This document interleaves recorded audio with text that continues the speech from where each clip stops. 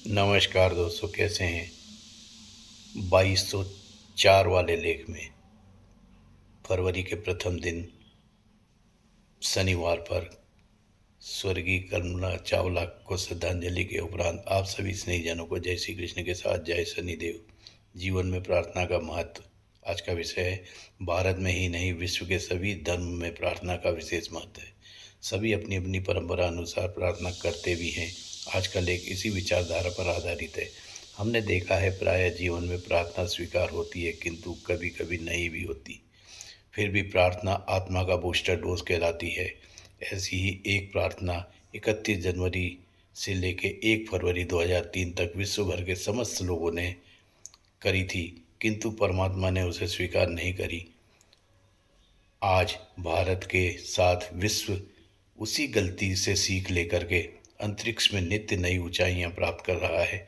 जी हाँ दोस्तों, 1997 में आर्म्स ऑपरेटर के रूप में उड़ान भरने वाली Kalpana Chawla Colombia space shuttle दुर्घटनाग्रस्त विमान की यात्रा करने वाले लोगों में शामिल थी। उसी कल्पना चावला के साथ समस्त 7 लोगों की मृत्यु को नमन, वंदन, अभिनंदन के साथ श्रद्धांजलि स्वरूप आज प्रार्थना वाला लेख समर्पित भी है।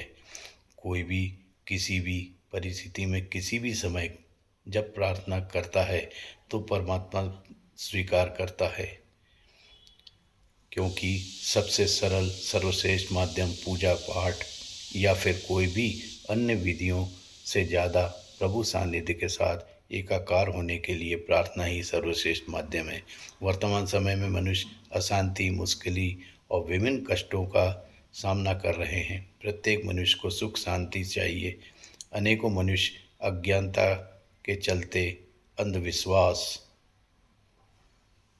के माया जाल में फंसकर शांति के बजाय अशांति के भंवरजाल में फंसते चले जाते हैं। दोस्तों, सबसे सच्चे मन से प्रार्थना करने पर परमात्मा भी उसकी प्रार्थना स्वीकार करते हैं। नियमित प्रार्थना करने से मन में शांति के साथ अस्थिर मन, क्रोध, नकारात्मक विचारों पर भी विजय प्राप्त कर लेते हैं।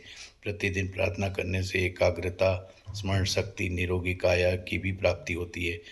अंतरात्मा से प्रार्थना करने पर शक्ति के विनम्रता, सहनशीलता, धीरज, प्रेम की भावना जागृत होती है।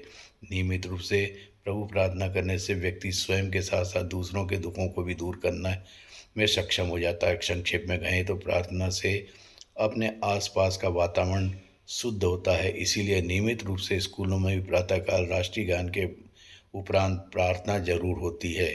दोस्तों, आपके मित्र का अनुभव कहता है कि प्रार्थना के पहले हमें यह समझ लेना चाहिए, खुशियाँ बांटना सीखें, दुखों को सहना सीखें, दूसरों को आँखों के आंसू पोंछना सीखें, किसी को हंसाना सीखें, क्योंकि यहाँ प्रकृति नहीं,